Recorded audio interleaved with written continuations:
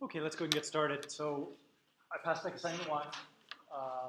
I had hoped to have it back even earlier because I had it graded on Sunday, but there was one late submission, and so I just wanted to wait and give them all back. So by prior arrangement.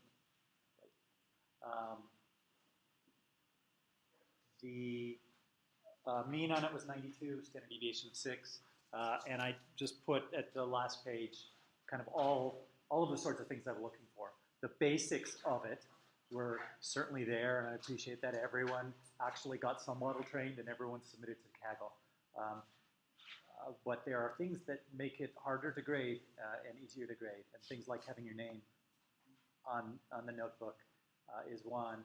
And in other cases, when I went to print, it turned out to be 80 pages long, and that wasn't very fun either. So unzip, you can tell it to shut up with a -QQ. It says be quiet. So live and learn. I have been very happy with the results of scribing. So we're all up to date. Lecture 8 is up there. I appreciate the work that people have done. Look at some of those lectures and make adjustments or comments as you see fit. If you're going through for review and looking at something and something doesn't make sense, either fix it or add a comment and someone else can fix it. Okay, but it can be sort of more like a wiki, a living document. How are the videos useful? Yeah, okay, I see some nodded heads. That's fine. It's not like I'm going to stop, but I'm just curious. The other thing today is a experiment on just printing out lecture notes. I realize I have access to a fast, quick copier, and you all probably don't have this quick printer. So, and also the fact is I often am finalizing the slides late, such that it's very difficult for you guys to be able to print it. So I printed it up today, sort of accidentally, in 1-up format rather than 2 on a page. 4 on a page also exists. I tend to find that that gets really small. On the other hand, I'm old and I can't see as well. So are there any preferences 2-up versus 4-up? You're voting for 4, okay. 4. We're doing 4 then. All right, anyone for 8? No. We'll stop at 4 then. All right.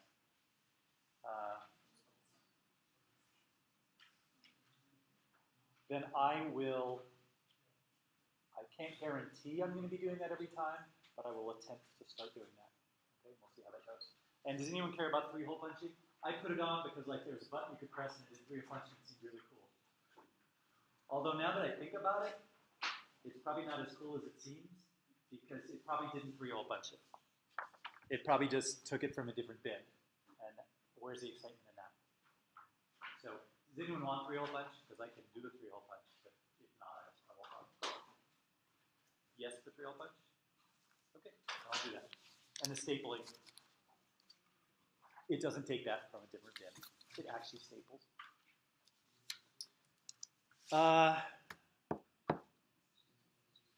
Midterm is 2 weeks from today. I am trying to decide right now, and I'd like your input, as to whether to have an in-class midterm or a take-home midterm. It would be the same midterm. You would take it home. You'd have, what, an hour and 15 minutes, maybe an hour and a half. You wouldn't have access to any outside materials. So, standard honor code type thing. But I'm thinking I'd rather not give up a lecture and just go ahead and have you guys do the take-home midterm, like over the weekend, do Monday morning maybe or something? Tell me your thoughts on that. Does that seem reasonable? What's a good due time for that? Sunday midnight? Say it, in class? Oh, you could bring it on Monday. That's a good idea. Yeah, I like that. Yeah, okay. Yeah, no, I like that. So I will let you know next week if that's my final plan, but tentatively that's the plan. And it would cover material certainly through Monday of that week. and I'm not sure about through Wednesday that week. I'll figure that out. Any questions? I believe that's correct on the schedule. That's like 2 days before fall break. You don't want to have midterm do-over break, do you?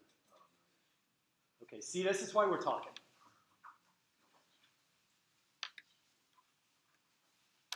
All right, what?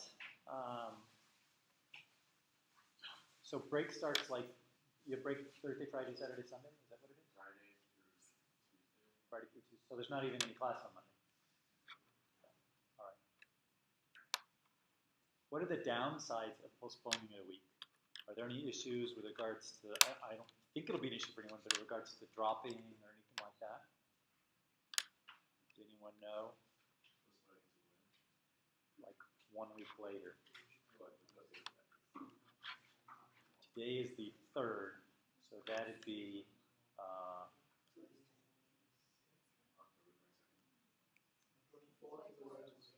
yeah, 24th is the Wednesday.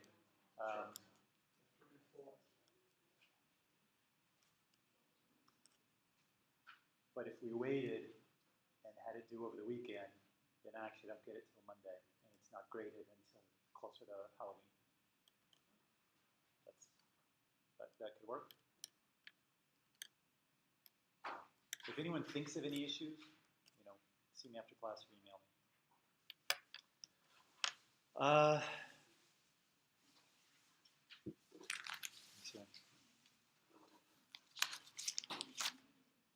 Oh, yesterday, how did I find that? Oh, yeah, Hacker News. So PyTorch 1.0 was released.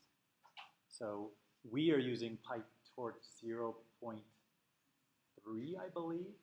And before this, PyTorch 0.4 had been out. But PyTorch 1.0 is out. There's a new FastAI library that goes along with it. It's so new still that I can't even conda install it. I'm supposed to be able to, conda install, pip install, but it's not there yet. And other interesting thing is Google Compute Engine has an image now of a disk that includes all of that, both the new PyTorch and the new FastAI, so that it's much simpler to spin up an instance because you don't have to run all the setup that we set up because it's already there. So it is possible, but I don't know, given it's brand new, it's possible we may switch to that for some future assignment. And so that would mean creating a new instance based on, probably on that disk image and likely on that disk image. Okay. So it might be, but you guys have that all down pat now, so it should work well.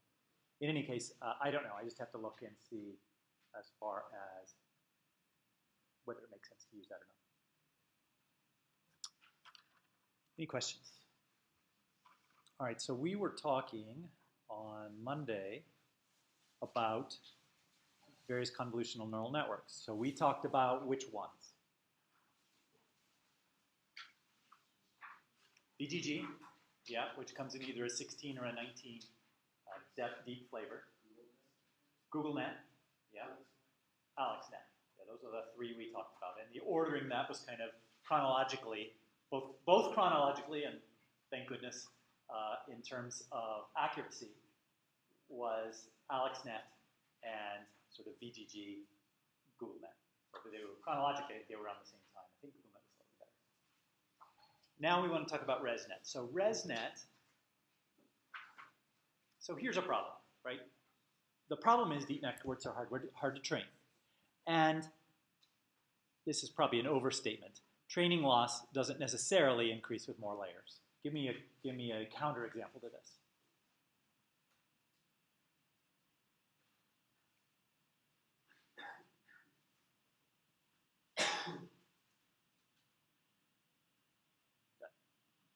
Let's say we're doing, I don't know, dog-cat identification, and we have a one hidden layer network with 5 neurons. How good do you think it's going to do? Not so good. And if we add another layer, it'll probably do better. Okay? So there's a certain extent where it's not too bad training the depth, but in general, really large deep networks are hard to train. Because it's hard to basically push that error all the way back through all the intermediate weights, gradients. So there have been some solutions that come up. One solution is create a network that just contains the initial layers. So let's say you're going to end with a dozen layers. Okay? So create a network with the first 3 layers and try and train that. And then once you've done some training on that, then add 3 more layers, but keep the weights for the first 3 layers and keep random weights that we had. So it's not unlike the transfer learning that we did, where we took the Resnet 34 and got rid of the last fully connected layer and then retrained that.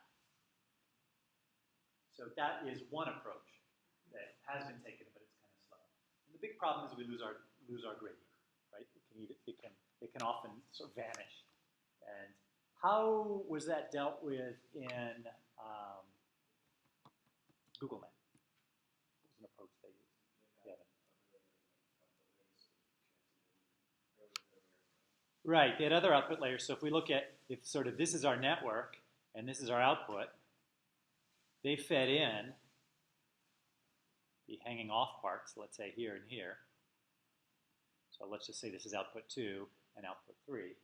And our loss function was a combination of the losses from each of these, where we're weighting these other 2 not as high, because they don't have as much information, as many features. You wouldn't expect them to do as well. Right? But that gives a chance to push back some error. Because basically, if the loss depends on this output, then that means when we take a derivative with respect to these weights down here, it will include that loss. So that's one way to do it. The Resnet is a nice invention as another way to make it easy to push gradients back. So here's the basic idea. We have what's called a residual layer. So residual meaning what? Give me another term for residual. Leftovers, that's right. It's a fancy term, and we're not having leftovers tonight, we're having residuals.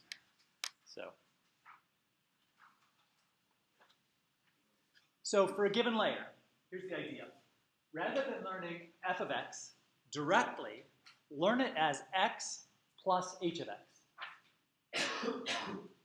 So x is our input value, and h of x is the residual. It's the difference, right, between x and f of x. Because we could just rewrite this as h of x equals f of x minus x. So it's learning a difference. So far, it doesn't seem why this would make it any nicer. Let's just take a look. Here's our current. Without using residuals, we're going to feed it in x. We're going to go through a couple of convolution layers, and that will have learned f of x. Well, instead, we use this picture.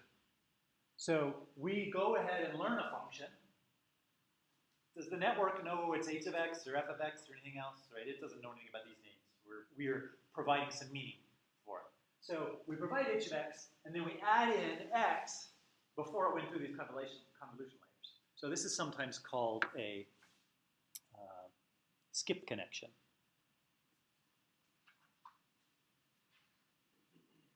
Because it's skipping some layers.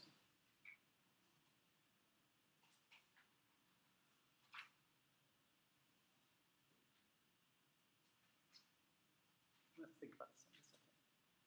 Let's say at some point, let's say we have more layers than we need, okay? And something at a lower layer has learned what something at a higher level layer needs. In fact, let's say our entire output at a lower layer is just ideally suited for something higher up. The intervening layers, ideally would just be identity functions. They just pass up whatever came, up to the top, up to the top, up to the top, until it needs to be used. How easy is it, without these skip connections, to learn an identity function? What do you need? We can talk about convolutions. Let's just talk about a fully connected layer for a second. So if we have a fully connected layer and we want to learn f of x equals x, what do we need to set up for our weights and biases?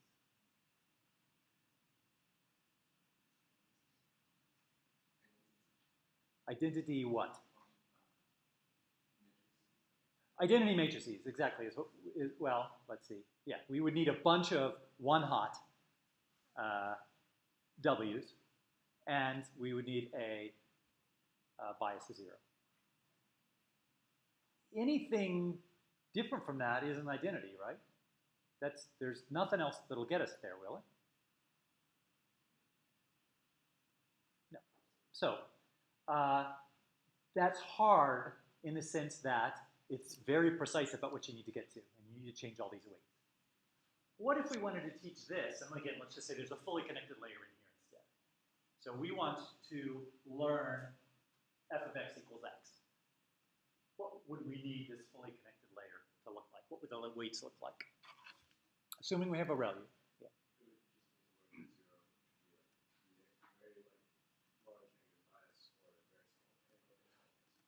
A large negative bias that's a lovely way to think of it. If it just learns a huge negative bias that can overcome all of the existing weights and whatever the incoming inputs are, then that's going to force the output before ReLU to be negative, and the ReLU force it to be 0, which would mean h of x will basically have learned 0.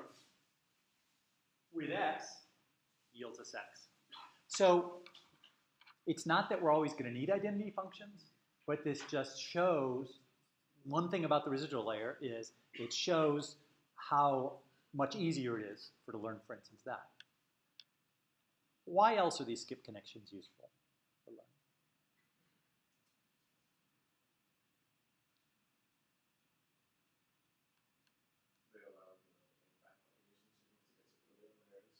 The backpropagation signal is easy to get from here to this convolution, right? We go from here to here to here, and then let's say to there. But 10 convolutions down, it gets all muddy. However, we can go directly, basically, as we're backpropagating our error goes here, and then goes directly down to here. And what if we need to go 10 layers deep, and we have a bunch of these units? We just keep skipping and skipping and skipping and skipping until we get to where we need to go. Concept makes sense? So we don't need any special extra outputs hanging off the side of our network. We can just use these skip connections, and this allows a path for the residuals, for the errors, for the gradients to push down. Does that make sense? So let's look at Resnet. What we got, unfortunately, Resnet is the hardest one to see because it has a lot of layers, right? Resnet 34 we have here. Why did I choose 34 instead of showing you 101? Yeah, it would have been really small. So this is Resnet 34, which is the one we used for cats and dogs and we used for dog breed. Except one group tried some other models too, which I thought was interesting. So I'm going to, as I sort of did before, zoom in on parts of it. So if we zoom in this case, this is the input. Okay. So we go through a 7x7 convolution, 64 of them, with a stride of 2. Now, what would we need in order to keep the same dimensions, given a 7x7 convolution?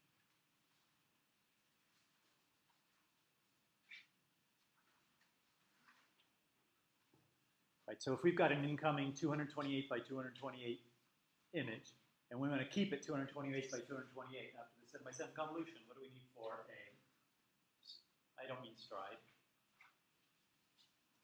I need stride. For padding, we would need a 3 padding, right, to keep the same. Here, we're doing a 2 stride, it's going to make it smaller, right? By a factor.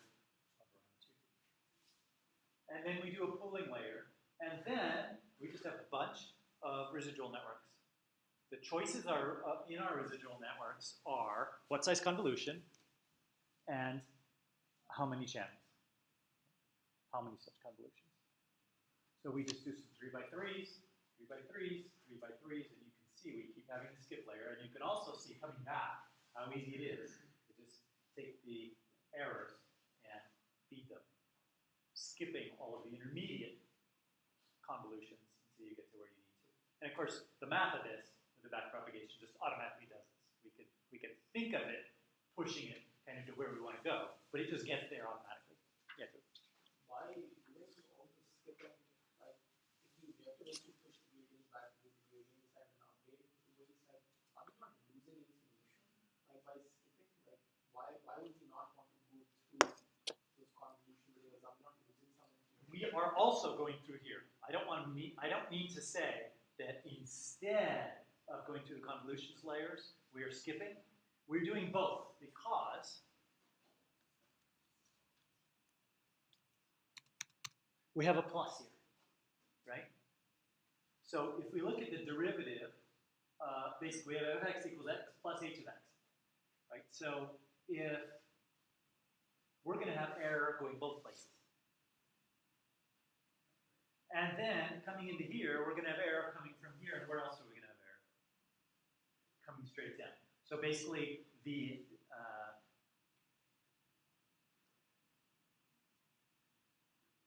what we can think of this as is we've got some error, and we can change the residual to try and fix it, and we can also try and change the x. That is, change something down upstream of the residual or try and change the residual itself. And of course, as we're always doing, we're changing both, but with a small step, so that we're not overshooting. Does that help?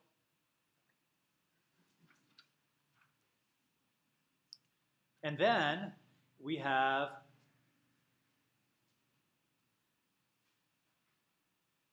downsampling with our 3x3 convolution with a stride of 2.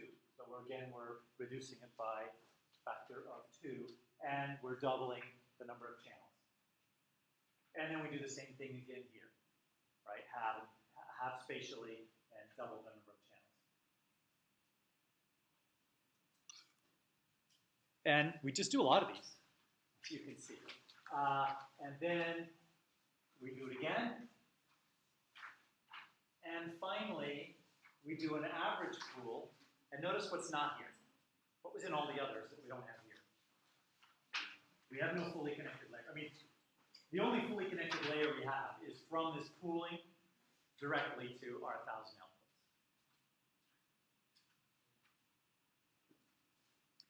So it's a very regular network, right? It's just adding more residual layers. And that's roughly the difference between a Resnet 34, let's say, and a Resnet 101, is how many of these we have. It's not 100% true, and I'll show you that in a moment. Questions about this?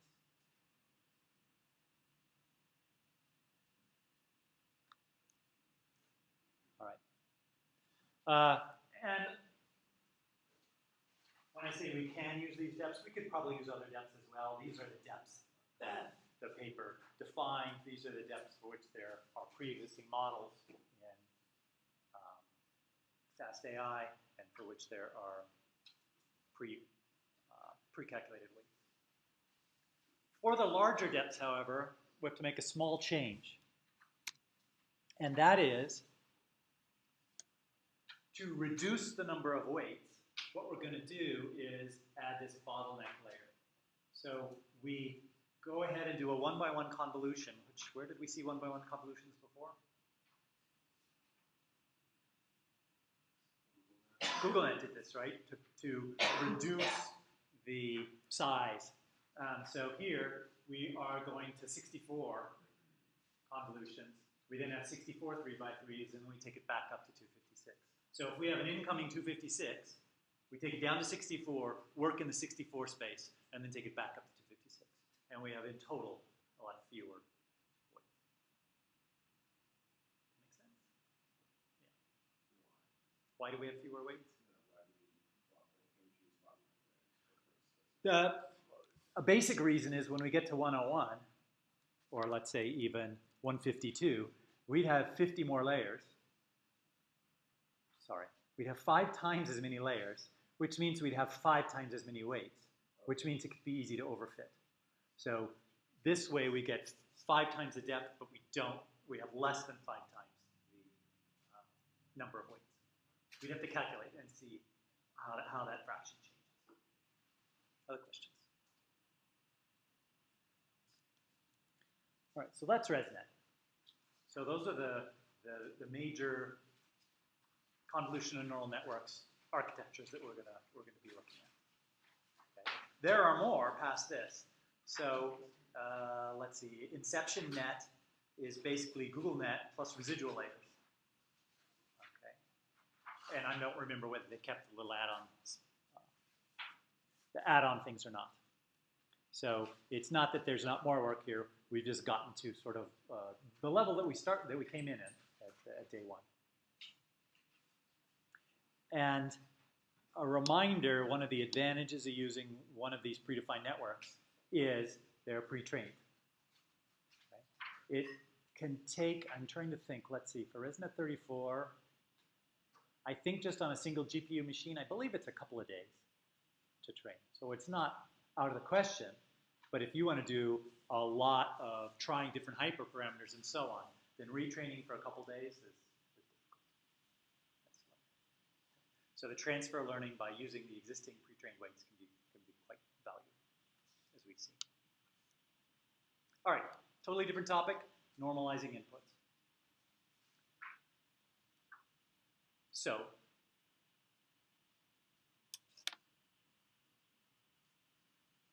let's say we're learning to, this may sound familiar, predict sales price of a house, okay? Using a neural network. Okay, so you can predict sales price of houses using, I don't know, some regression model, but you don't have to, right? We can just as easily use, we're not restricted for deep learning to images and sound. We can have tabular type data if we want, to predict sales forecasts and things like that. So here, let's say we're trying to predict a home price. That bothers me. House price. Okay? And input 1 is our house square footage, and input 2 is the number of bedrooms. Okay? So what's a scale of number of bedrooms that we might see? 1, or maybe even 0, I guess, for a studio. To 4 or 5, or pretty unlikely to be more than 10 unless you're in some fancy area. Okay? But even there, I'm going to say 130 is an absolute max. Right? There certainly can't have been ever any house that has more than 130 rooms. But the square footage can be a much larger number. Okay, so that's just, we have different scales. If we look at our function that we're trying to minimize, we have, with the different scales, a steep part and a flat part, right? Depending on which axis we're looking at. Looking at this, let's say we look at a contour plot here. So I'm going to just kind of look at the contours where we've got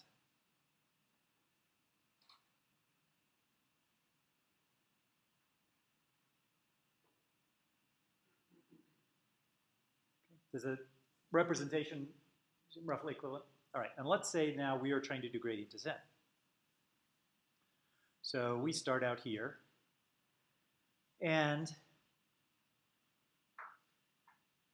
we are going to go some in let's see.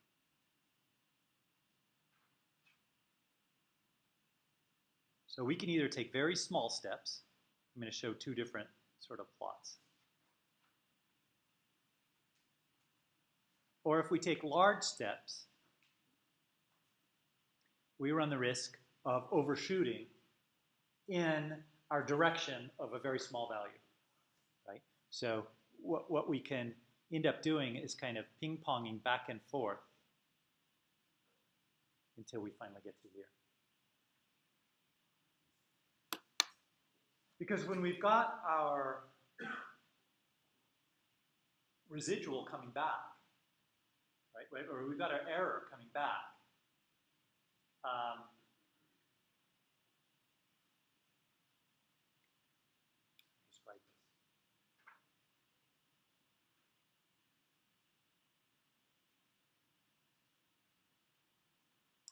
a change in 1 unit makes a drastic difference for the number of bedrooms as opposed to for the square footage.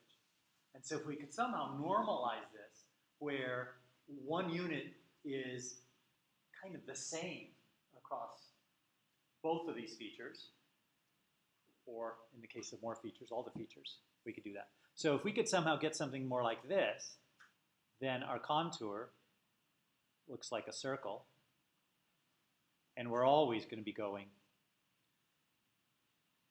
kind of straight down. Does the idea make sense? What could we do to normalize? What would it even mean to normalize square footage and house price?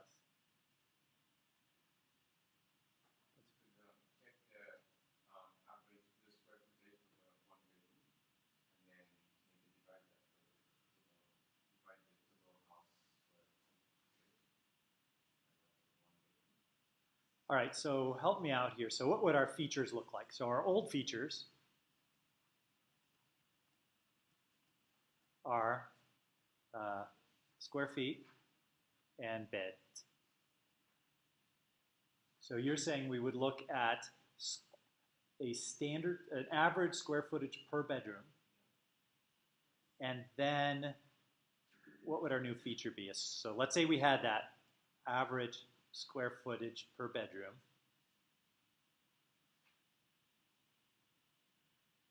I mean, are you saying we could put in, let's say, the beds and plus or minus from the average? Or what? I was thinking, so we take the average and we divide all our inputs, all the house square footage, all the inputs by that constant average, and we get some pattern. So is the, let me,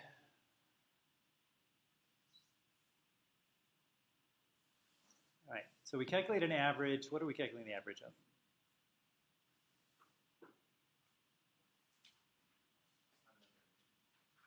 The standard bedroom. Sorry, and standard bedroom is the number of bedrooms, or that's the square footage divided by the bedroom? Okay, so this is square footage divided by bedroom. Okay. And then we divide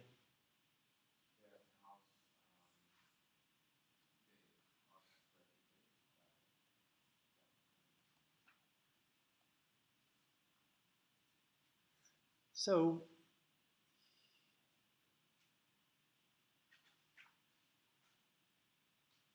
what if instead of that, what if we calculated the average of the square footage and divided all the house square footages by the average? What would happen? What would happen? What would the average house turn into? Yeah, so an average house would go to 1.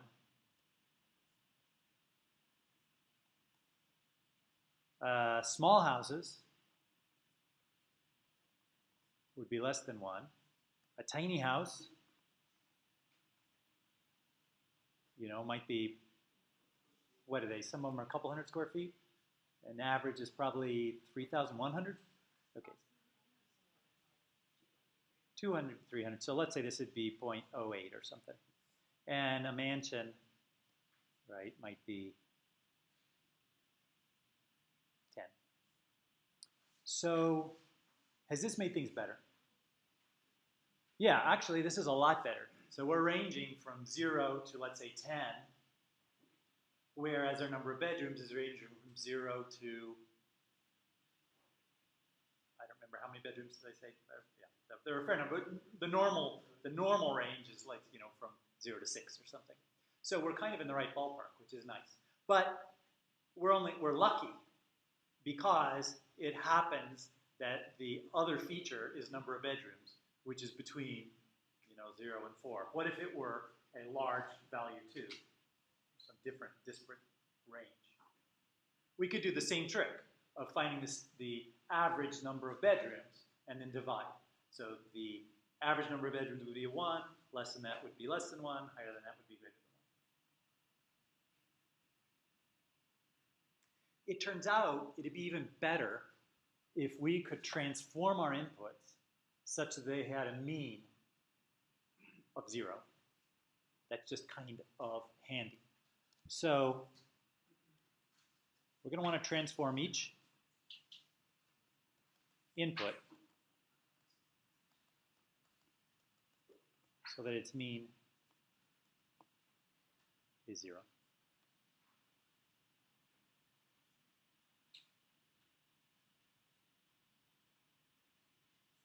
And it'd be nice if we could say something about the range too. Okay? Because some input features are very wide spanning, right? So even when you divide by their average, they could vary very much, and others could be very tight.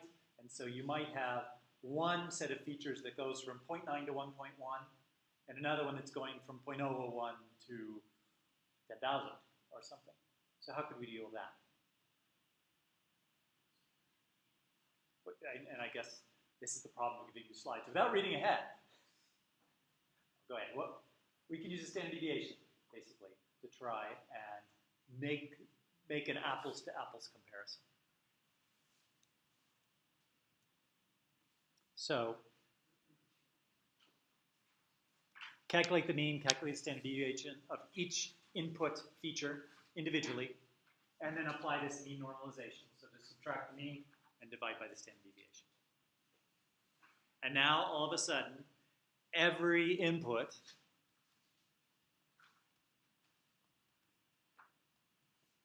has mean 0, standard deviation of 1.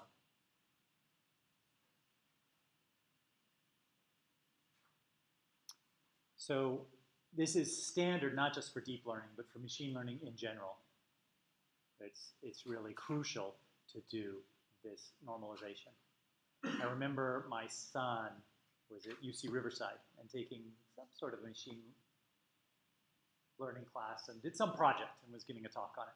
And at one point, someone said something about normalization. And as he's there in front, he realized, oh yeah, we didn't do normalization. And had to kind of realize, yeah, what we got wasn't very good, probably because of that. So does it make sense? We're gonna come back to this concept of normalization a little bit later. Let's look at an example of its use. So this is from FastAI, transforms.pi. So we've got a normalize, which normalizes an image to 0, mean and unit standard deviation. Okay, so it takes, calculates the mean standard deviation, I guess, here, yes. No. So what happens is let's assume we did our normalization. First off, so we've got our dogs and cats, let's say we're trying to deal with. And we have a brand new network we're using. And we first want to do input normalization. Okay? We could just as easily normalize on cats and dogs, right? Maybe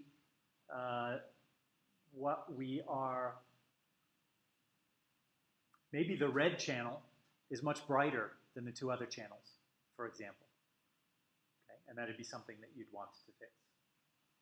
So, in fact, if you look at the ImageNet 1.2 million, you'll find these are the means for the red, green, and blue, and these are the standard deviations for the red, the green, and the blue. And these were applied automatically, in fact, when you used the pre-trained Resnet 34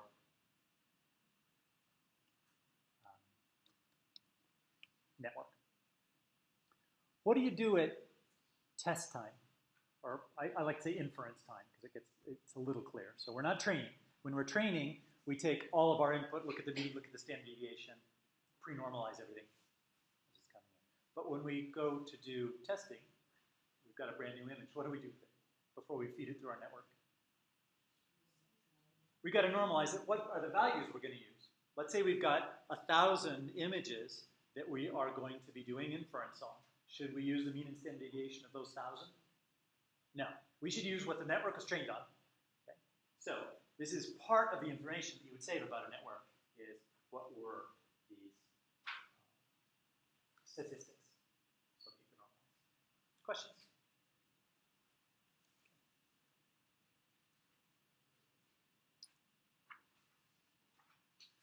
Might need to normalize outputs.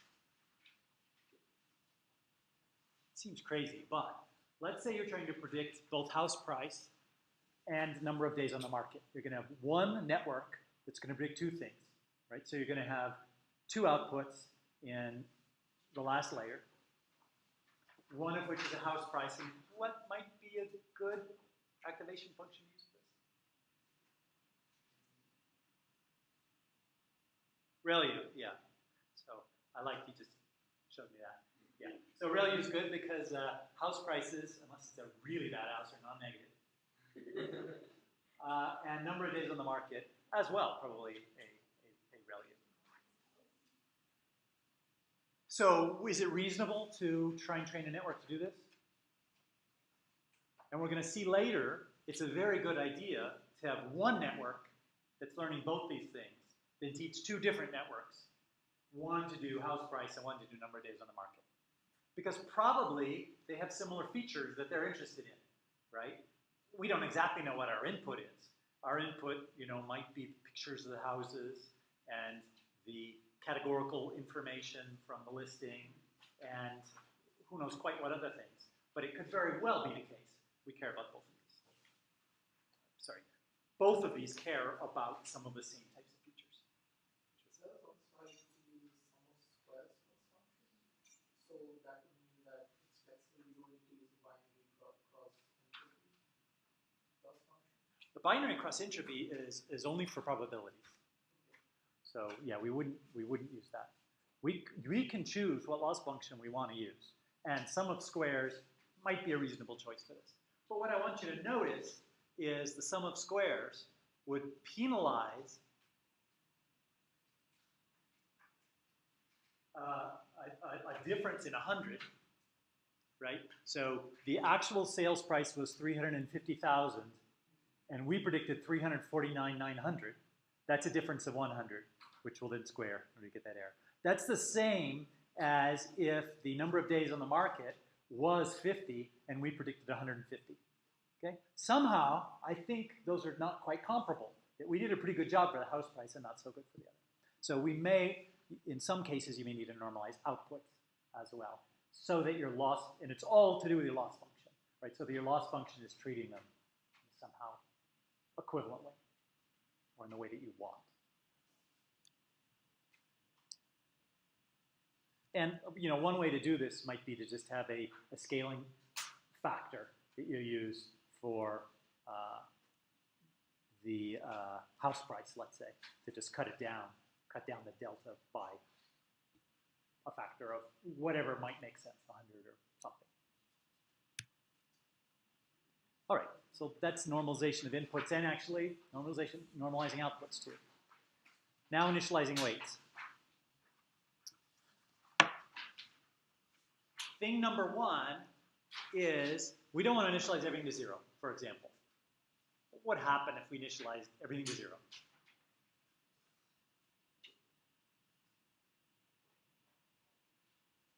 What would be the output, and assuming we're using ReLUs? What would it be the output of our last ReLU? 0. Okay, and then we've got some loss, and we'll look at that. And now, as we try and push back, what's going to happen? The derivatives are going to be 0, right? Because G prime of ZL for any L is going to be 0, right? And so, not a lot of learning is going to take place. Don't worry, you won't be overfitting, okay? And not only do we not want zeros, we don't want two units in the same layer with the same inputs and the same activations. Basically, if they have the same inputs and the same weights, then they're going to learn when the error comes back, the same thing. So you're going to have two neurons learning the same thing, and they're going to just stay in lockstep from then on. Now there are some cases where we have some stochastic elements in our training, where, for instance, dropouts, where they will operate differently and therefore will learn differently. But in general, and we will learn about dropout later today. But in general, you have to make sure they're not the same.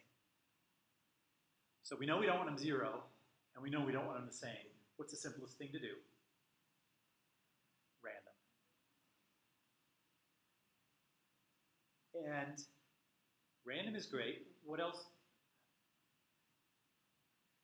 We're using randomization for some other parts of our training. What else are we using randomization for?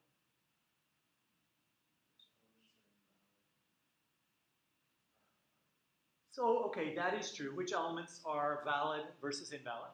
Yes. So valid versus training. What else? Selecting the mini batches. Yep. So those are done via randomization. Highly recommend, right?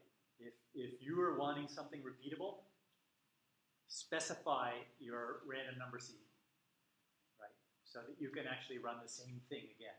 It's very nice to be able to reproduce things, and it's not so nice to have stuff that you cannot reproduce, okay? Especially if you're publishing or something like that. Have that information. So random seems good. Whoops.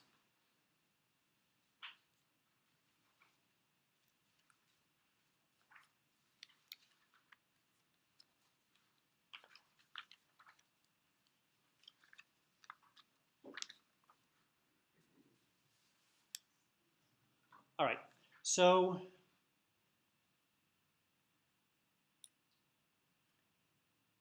uniform random numbers from negative, from min float to max float, or negative max float to max float. Does that sound reasonable? No, why do we not want huge numbers for our weights? Yeah, they'll just explode. Stuff will get really, really big, or really, really small, right? Really, really negative, or really, really positive. It just won't be good. So we want these not too big.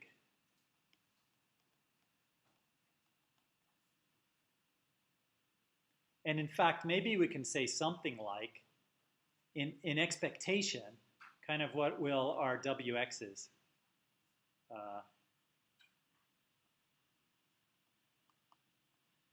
what do we want that expectation of WX plus B to be?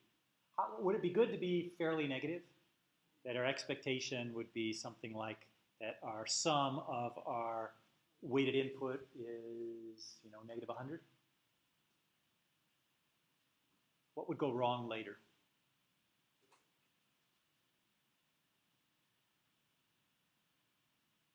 What happens right after the weighted input? If we have ReLU, all of a sudden that stuff is going to just get clamped to 0, and we lose it all. So we probably want to be centered around 0, or maybe just a little above 0.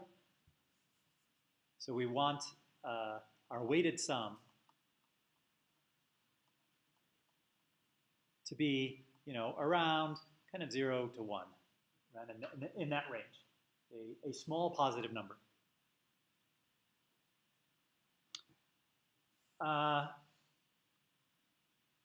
So we can do that, right, if we set W to be a normal distribution. What do we want the mean to be? Let's say we're shooting for 0. So our mean can be 0, let's say.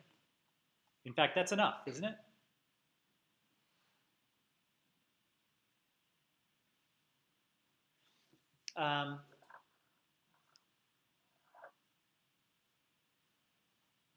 So regardless of the standard deviation of our normal distribution, our expected sum is going to be 0, right?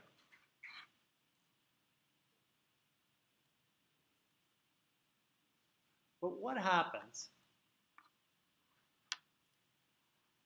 right, as we start having more and more more inputs.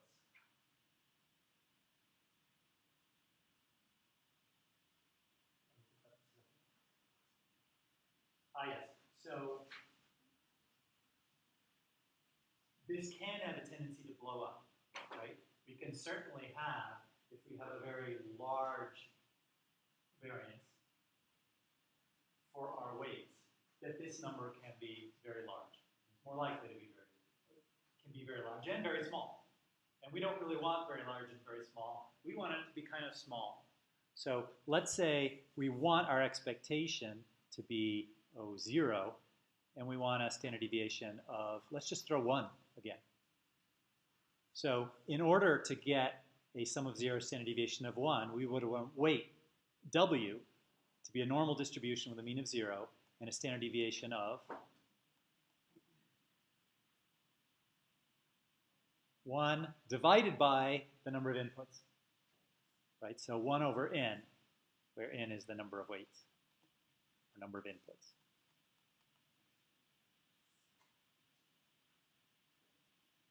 And bias is usually just set to 0. If we want to slightly push ourselves to be positive, we could only make bias be a slightly small number. So with this, on average, we're going to kind of expect maybe half of our activations to be non-negative, and so kind of half to be negative, and therefore the ReLU will take them out of the equation and half to be non-negative to begin with. So this is what was done, for example, when you were doing your dog breed identification. Where did the weights get initialized?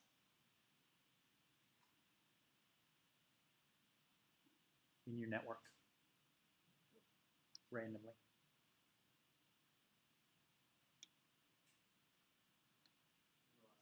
The last layer, right?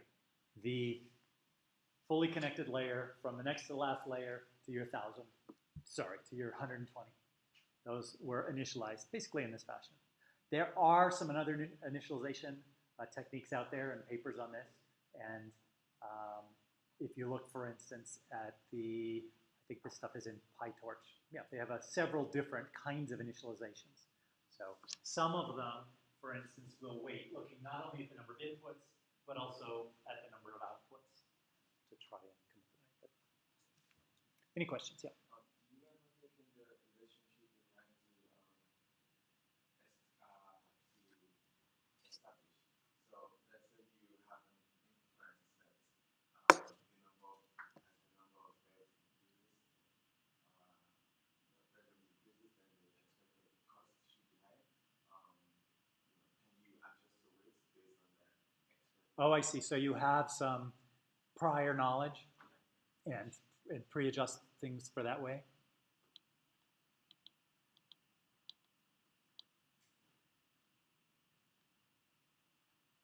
I guess I'd have to say I don't know, and I'm not sure.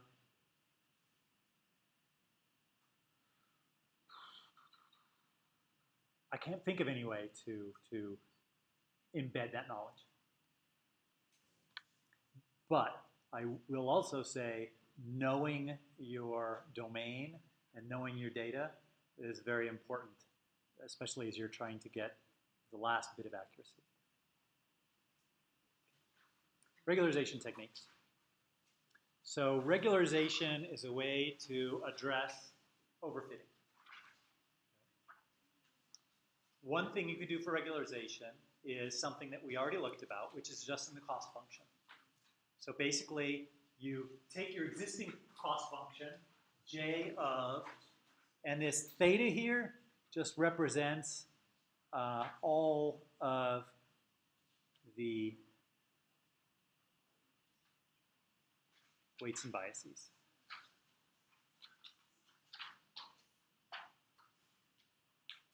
And we have some x and some y. So we have some existing loss function. This might be cross entropy. It could be sum of squares.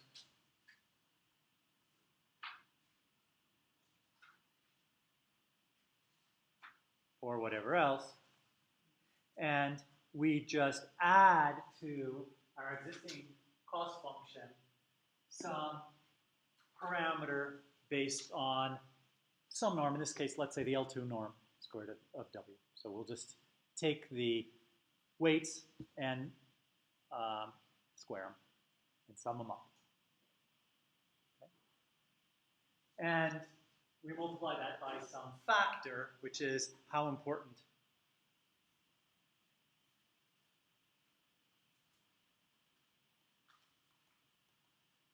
is small weight.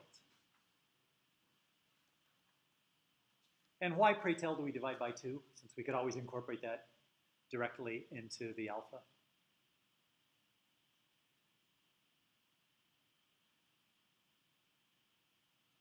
What happens when we take the derivative of this? The 2 cancels, so it's cleaner. So, because heaven forbid we couldn't deal with multiplying by 2 later. All right, so what happens? We, in fact, take the derivative, and we see our alpha W plus our derivative of a cost function. That's fine. And we're going to just, what I want to look at is why this is actually called weight decay. Okay? So this is just using an L2 norm, but it's often called weight decay. And the reason is, as we're looking now at our error, we can rewrite this as, after we've computed the error, we take W and subtract off the gradient, right? Which is J prime. So every time we calculate J prime with respect to all the weights, and then we subtract from all the weights the error. So that's just this. So we have here, and now if we rearrange W, it's W minus lambda alpha W, right? Where lambda's what? Learning rate, correct?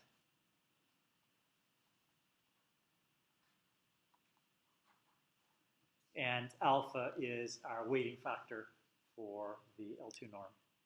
And this we can just rewrite as 1 minus lambda alpha W minus our weight. So basically what we're saying is, every time we update our weights, subtract a small fraction of the weights that are there, and then also subtract out the error as you would normally do. So this is weight decay, right? It's decaying over time exponentially. And you can see how that would tend to shrink weights, right? Because every time you run, there's a pressure that's forcing the weights to be smaller.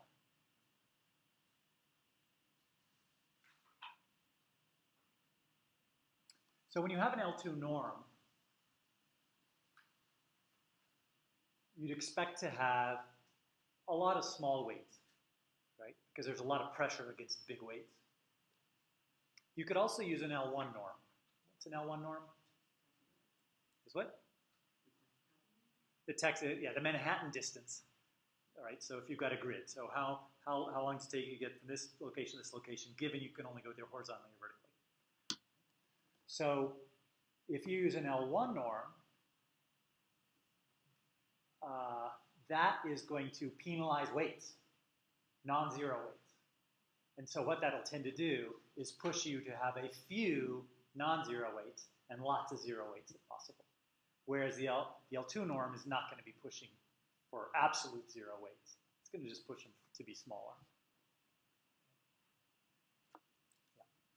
So I'm trying to picture like what a neural network using this would look like in, I guess, like a steady state, or if it's found some optimal situation. And if you're using the L2 norm, it seems like the cost function, or the bit of the cost function, you're trying to push it towards something.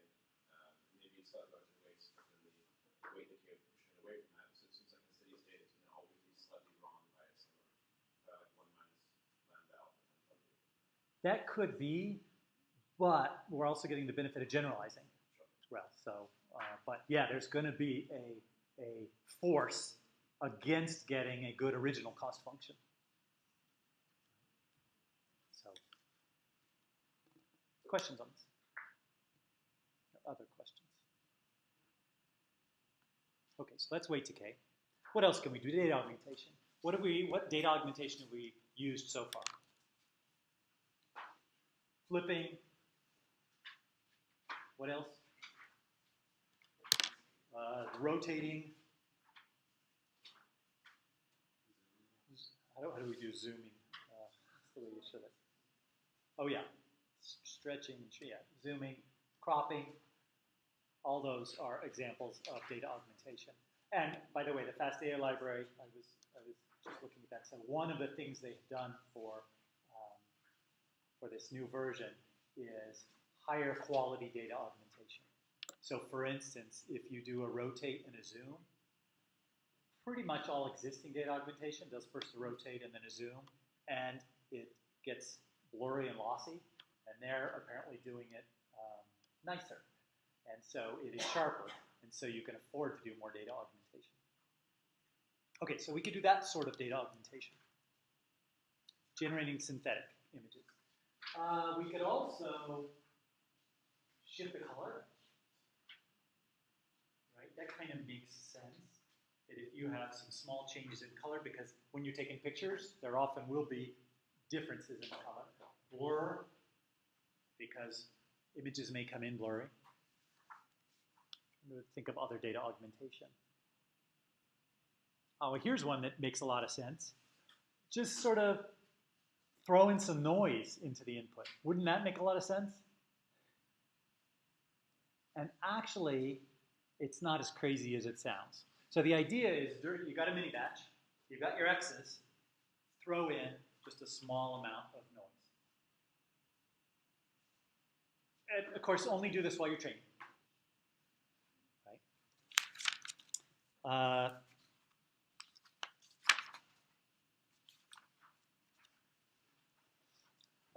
So why would we want this? And this is another form of randomness, right, that we have potentially. So let's say our loss function sort of looks like this.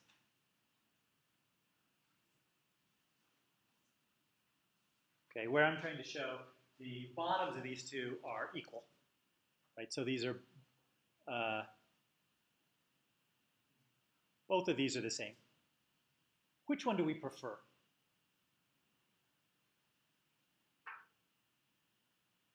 I'm going to say we prefer the shallow one because this is going to generalize better.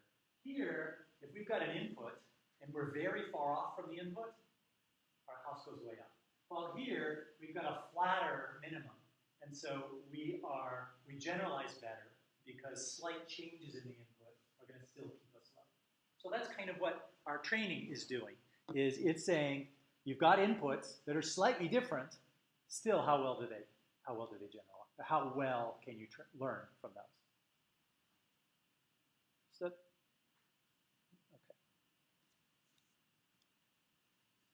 We can, while we're injecting noise, let's look at injecting noise into the weights. Now we already injected random numbers into the weights, but that was for initialization. Now what we can say is, during a mini batch, we modify W by adding a small amount of noise. And only while training, and only during the forward pass, right? So once we've computed what our error is, we'll feed that back to the original W. How can this be useful?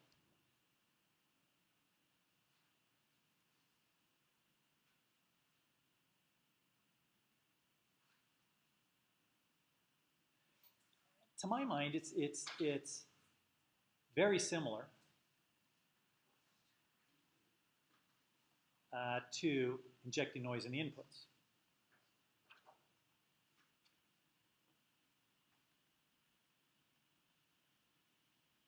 Right? If we look at the output of one layer as the input to another layer, then the error of this layer with respect to here, we have some function for that. And what we're saying is we want to be immune to small changes in the input. Okay? We want to not change a lot if there are small changes to the input. So resilience to changes. Because is our input going to be changing as we're doing training? We know our input's going to be changing because the weights are changing, right? So therefore, our input at this layer is going to be changing, and we want to be somewhat resilient to that. Just small changes. We don't want small perturbations. So, huge changes. Isn't this also slightly similar to when we adjust the learning rates as we go, just so that we can be able to move to other units? So yeah, we looked at having a learning rate schedule, right? And we're going to talk about learning rate schedules next week. But something where we decrease the learning rate, and then we take it up again, and then we decrease the learning rate, and then we take it up again, and we decrease the learning rate. We can imagine a better picture than this. But the idea of these sharp jumps up, where we're increasing the learning rate, is to get us out of local minimum to other minimum. Yeah. All right, what else can we do? Well, I can't think of any place else to inject noise, so let's go to the outputs. So I claim that not all labels are correct in your training set. Or rather, there exists training sets for which labels are incorrect. I'll give you an example. Let's say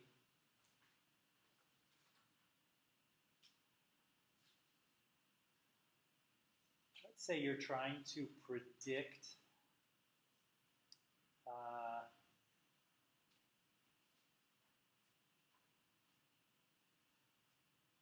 let's do a speech recognition. Okay. So it was probably before your time, but there used to be a service called Google 411. And anyone ever used 411? It's information. You used to call and talk to like a person and say, what's the phone number for Joe's Pizza? And they would tell you the phone number for Joe's Pizza. All right? Great. And so pre-smartphone era, that's kind of what you had to do if you were out and about, call 411. And if you were calling a different area code, there was a special number you could call for that. So Google 411 was a free 800 number service where you could call in and ask for a phone number of Joe's Pizza in Claremont. Okay? And then it would do speech recognition on that. And it would then say, Will, we got Joe's Pizza on 2nd Street. Would you like that number, or would you like me to connect you? And it would actually call for you, which was kind of nice. What did Google get out of this?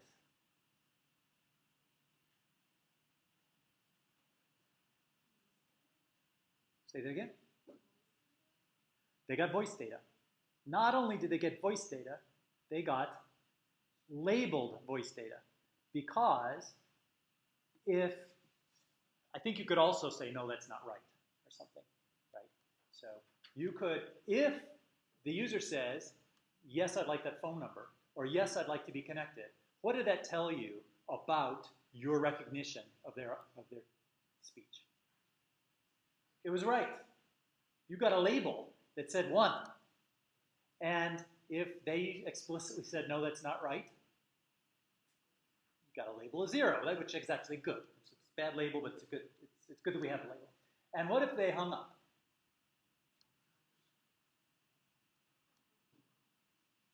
I would say that's correct. It's probably wrong, but not necessarily wrong, right? My mom walked in the door, and I'm going to hang up, and who knows what. So they got a lot of nice speech along with labels. And they got speech, I think they rolled it out in they may have rolled it out in other countries, but they got different kinds of speech. They certainly got a bunch of North American, US and Canadian speech. But not all the labels are correct. So if we've got a 1, it's probably correct. In this example I just gave you. If we've got a 0, it might or might not be correct. So let's say we have a multi-class classification problem where we've got a one-hot encoding of our correct answer. And the idea is reflect the uncertainty. We don't actually know it's 1 and a bunch of zeros. Let's go ahead and make it 1 minus epsilon for what we think is the correct value, and apportion that epsilon over the zeros.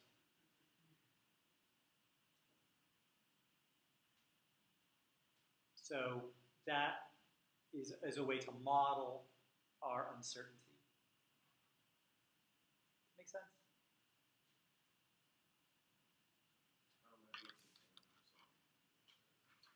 Well, I guess you could use a random number. I don't know. Part of it also might depend on how sure you are of your data or not.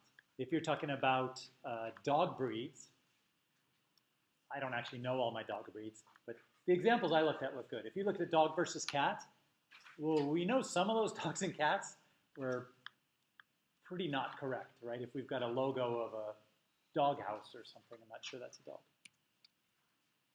But we, yeah, as I say here, it could be a random small e, but small, who knows what that, epsilon, who knows what that is.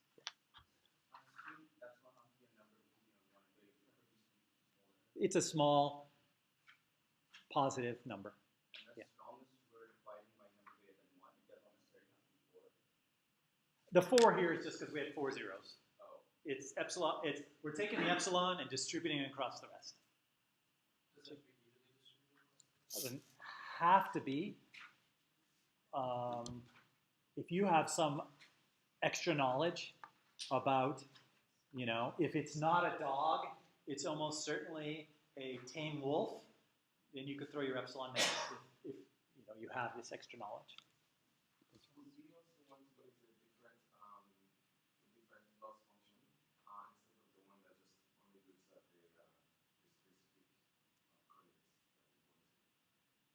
You could still use the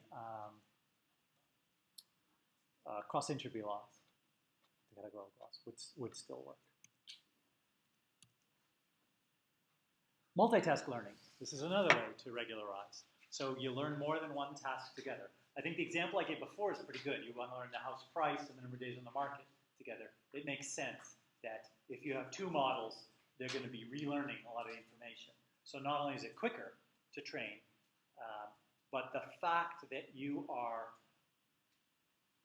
I guess the way to look at it is the total number of weights is smaller in a shared network than it is in 2 different networks, even if you make the shared network larger, as long as you don't make it twice as large. So that would tend to regularize. And there's some interesting multitask learning that can happen that is useful. So one example would be if you're learning objects in a picture. You know, that's a motorcycle, and that's cat, and that's a man, you know, all in the same picture.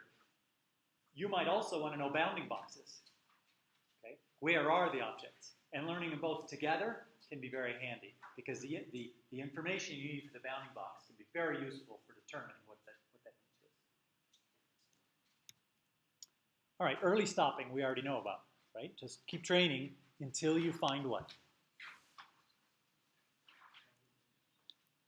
The validation error starts to increase. Now, this is not foolproof. So, right, if we look at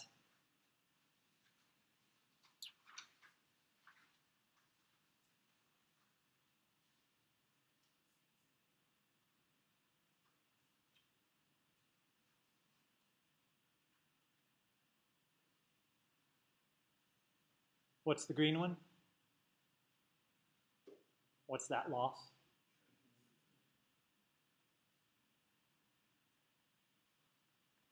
And this one?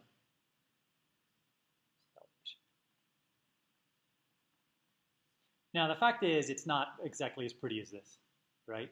It goes down and it goes up, and you never actually really know, as you're looking at the validation loss, let's say, where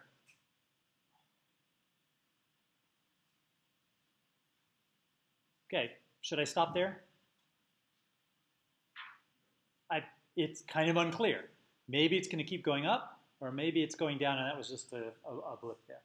So there's no precise way to do this. But the idea is stop when the validation error starts to increase. And there is an idea of why this works, and that is